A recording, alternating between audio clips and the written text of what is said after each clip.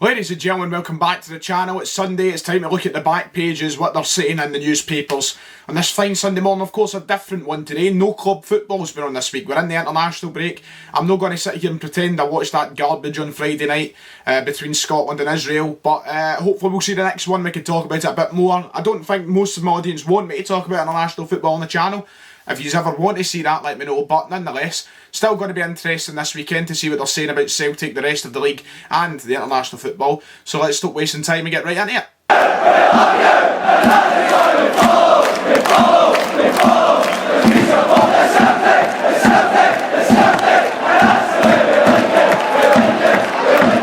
Right then, we're going to start off with the Sunday Mail, and who's this gorgeous human being we've got here on the front page of the paper? Hugh Keevins. The biggest names in the biggest, best paper. I mean, I don't know about the paper part, but the biggest names are Hugh Keevins, page 60 and 61 today. That's why we're here. But the back pages, it is focusing on the international team. Steve's blank cheque. Scott's boss left in dark about the Euro rivals, of course. Czech Republic wanting to pull out the game. No play Scotland on Monday night, but apparently getting forced on through UEFA. God knows what's happening. It is a bit of a mess, but we have got club stuff that we'll probably talk about more on the top here. Celtic on the back page. Celts go back. Celtic haven't given up hope of landing PSG's Mitchell BAKKER. I don't know if that's how you actually pronounce it. Correct me if I'm wrong. The Dutch left-back, who's 20-year-old, is on Boss's Neil Lennon's wanted list despite reports an initial loan bid was rejected by the French champs.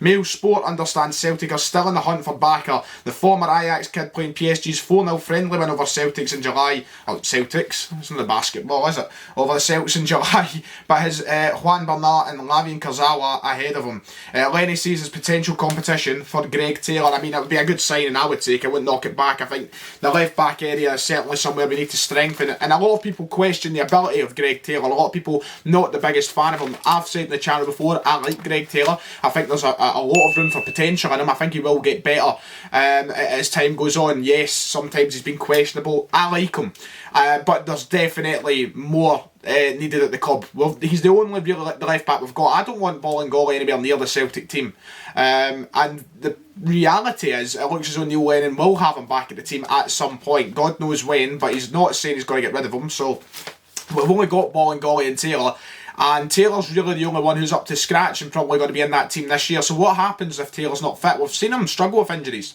At the start of the season, first couple of games, both games he went down. Last season he was out with injury a few times. We've not got Johnny Hayes anymore. We need depth in that area, and you're talking about someone who's came up through one of the best youth systems in Europe at Ajax. You know, we've seen the players have produced, the people they work with over there. It's like a different breed. You know, they don't make them anywhere else in Europe like they do at Ajax. And now playing for PSG, God's sake, Champions League finalists. It's a player who would definitely be fantastic to bring in. I would be very happy with that.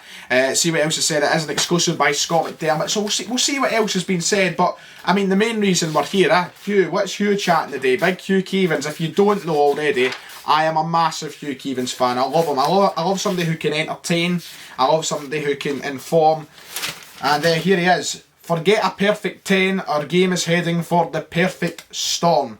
Talking about, you know, the COVID scenario. If Holyrood decide to call season early again, they will be handing the SPFL a poisoned chalice. The SPFL board members don't want responsibility to call the season early. We're hostages to fate, and no one can trust anyone to make an honest call.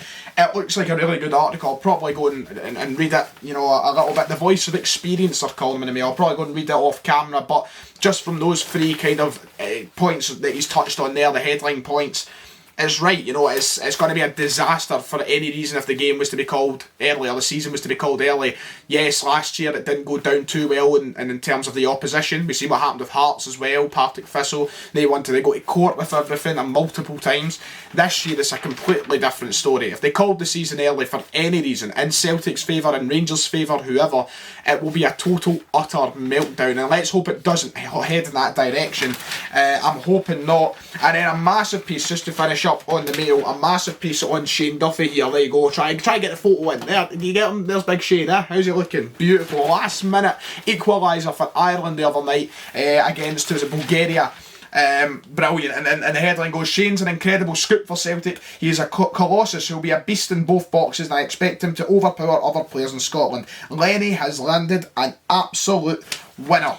Brilliant from Scott McDermott there, and a spot on. We have landed a winner, one of the best signings I think we've made in recent years, and hopefully that is reflected in how he plays on the park. I mean, he's got to be so important. I'm not going to touch too much on the Scotland stuff. We'll probably get that in the other papers. Gary Holt, he's in here today for Livingston.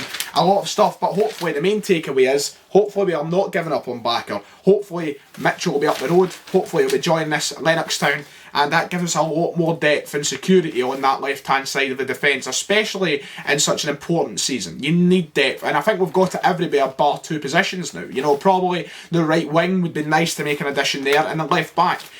Starting 11-wise, I don't think we can get much better, but we can definitely add to the depth in that squad. Daily Star, front page, Paul Gascoigne on there. Gaza saying, I've lost 140 grand and Piers is to blame. I wonder what Piers that is. Is it Piers Morgan? I don't care, it's not the back pages anyway. Back page, once again, the news of Czech Republic, Scotland, whatever is happening over there.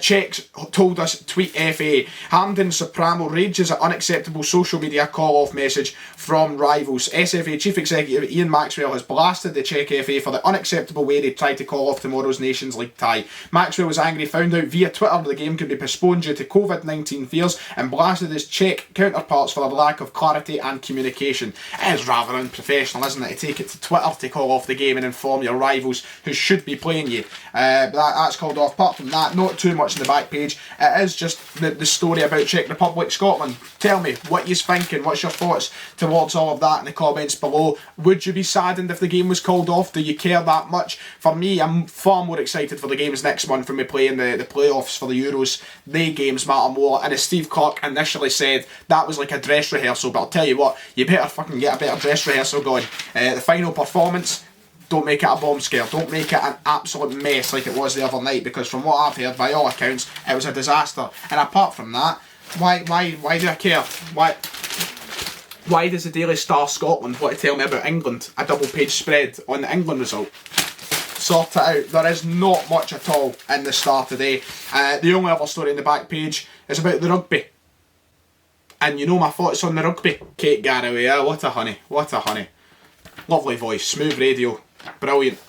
Anyway, the Scottish Mail is the last paper we're going to be looking at today. Back page, the rugby dominating in fact rather than the football during this international break. But of course, not shying away from the Czech Republic scenario. Reality check is the headline. Steve Clark says Scots are unaffected by Nations League fixture confusion, which, you know, is a good thing. And Scott McKenna on the back pages as well, saying he has faith in the safety protocols. Defender Scott McKenna has stressed that he and his teammates feel safe and comfortable travelling to fulfil Nations League fixture against Czech Republic. A COVID-19 outbreak in the Czech squad forced 2 players and an official to isolate and miss their 3-1 win in Slovakia on Friday. And following that, the Czechs announced the squad was being disbanded, plunging the Scotland game into doubt. It looks as though it's going to go forward. I think Scott McKenna's quite right to come out and say that. It's professionals handling this, you know. It's guys right at the top of the food chain. There really shouldn't be much that gives it to the players of our team. If these players in the Czech team have been excluded from the squad, told they can't play, told they can't join their teammates, then surely the rest of the squad are okay. If they're being continuously tested, they're taking this very seriously, remember. It's not just a wee, you look alright, so come on into the squad. No, they're proper checking out. Don't listen to the fake news, the giant headline as soon as you open up. Alright, okay. Safety first effort leaves McKenna and teammates happy to take trip. Apparently fake news, about the COVID. Oh, look who it is, isn't he? Craig Levein sitting in here. He's still in the papers nowadays. 460. I had no qualms setting it up that way. We've not done much better since, have we? Yes, we certainly have, Craig. We certainly have done better. Under Gordon Strachan, at least it was a bit better to watch. 460. Can I remind you, you actually played a 460. Strachan wasn't much better, shoving people like Stephen Fletcher up front, right? But there was so much more entertainment back in the Strachan days after Levein was gone. Jeez, I'd rather take Burley back again over you, Craig. Must admit, a throwback though over the last time we played Czech Republic. 10 years ago with Levein in charge. Look at the starting 11 that day. Alan McGregor, Alan Hutton, Stevie Whittaker, Stevie McManus, Davy Weir, Gary Caldwell, Darren Fletcher, James Morrison, Graham Dorans, Jamie Mackey and Stephen Naismith. With that team we should have done so much better, but there was just not the right man in charge of things. Aaron Hickey, Young Scots, Broaden's Horizons, Bologna Bound, Aaron Hickey and his other young Scots lads seeking future blah blah blah. Talking about all these young Scots going abroad, it's mental. You see what the likes of Bayern Munich are doing, signing up all these boys for Celtic and all the rest. They're like, what is happening? Did I miss something? Like, has something happened in the world of young Scottish football that's getting us all the foreign teams excited? Because my god, it could be a new era for our national team if that is the case. But apart from that, no club football at all today in the mail, as expected with the international break on. Let me know what you think about the international football in a minute. Do you care? Has Steve Clarke got an interest back in it for you? For me, definitely is bigger, but not enough to make videos on it and that. It's not enough to talk about for me. It's passing conversation. So the pick of the bunch today is definitely the Sunday Mail. Definitely the best of the three. Getting your club football still sorted for you in here today. And of course, big Hugh Keevins. You can't not back Hugh Keevins at any point. A good few stories that I've not been able to touch on. Stuff about Liam Cooper, Lyndon Dykes, Declan Gallagher, all pieces on them. Fantastic read today, get yourself down. But the main story, Celtic related, Bakker we're still interested in, Scotland we're still playing tomorrow. That's the back pages for today, Sunday the 6th, isn't it? Sunday the 6th of September. If you've enjoyed, make sure to hit like and subscribe, and I'll see you all next time.